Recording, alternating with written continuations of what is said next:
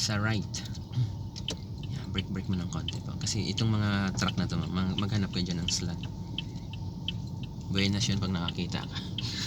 Yan, break mo konti. Kasi di ba nung nakaraan nag-line tayo, di ba? O dito, ayun o. Opya, mani popcorn, stop. Ayan o. So okay ko marami akong video dito.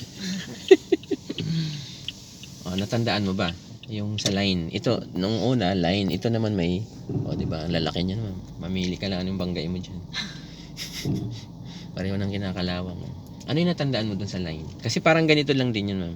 Imaginein mo na yun, itong gilid ni truck na yan, line yan. Tapos itong isang truck line din to. Ano yung natandaan mo nun? Yung side mirror, kailangan nakatapat dun sa line dito. Okay. Pagka nakatapat na, full So may left. full turn. Okay. So imaginein mong line itong gilid ni Kuya Truck. Tapat mo ngayon side mirror mo. Yan, stop. Okay. Tapos ang makikita mo mamaya dito ma'am sa side mirror, 'di ba nung may line ang nakikita natin, 'di ba? Ngayon ang makikita mo dito kay side mirror yung gulong ni truck. Kasi kung kotse nga siya, dalawang gulong. Kaso lang yung gulong ni truck isa na lang eh. Natanggal na eh. Sige, full time break ka muna. Padaanin mo muna si Kuya Tricycle. Kasi may nagpa-park dito eh. Maaga pa naman. It's a prank. Lumiko si Kuya. Yan. Break ma. Konti pa. Yan. Stop. Okay na yan. Yun. Ganun lang. Ayan si gulong. Tapos reverse. Balik sa right. Full turn din yun sa right. Yan. Sige lang. Itap mo yun. Yan. Sagad mo yung manibela mo. Yan.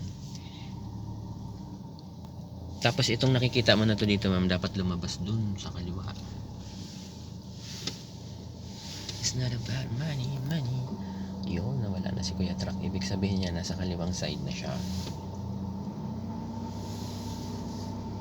It's now. Break. Stop. Yun. Mabawiin mo dalawa.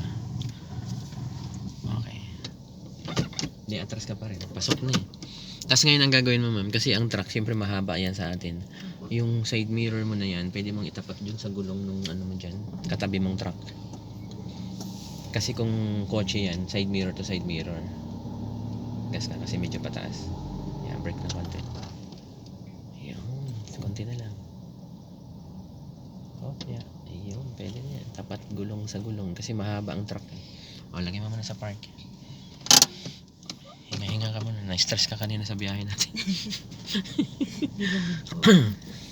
Hindi, at least natandaan mo yung ganun. Kasi sim lang talaga ang style. Kasi may nagtanong na sa akin dito eh. Yung dito sa slot, dito sa area na to. Tapos may inano nga ako. Nagtanong, may nag-comment doon. Sabi niya, paano daw kung wala yan? Diba? Ano daw yung magiging reference niya? Kaya sabi ko sinagot ko yun si sir. Sabi ko sa kanya, kung may line yung reference mo. Pero kung walang line, magicin mo na. Huwag mo nang problemahin. Huwag mo nang problemahin yun kung walang line.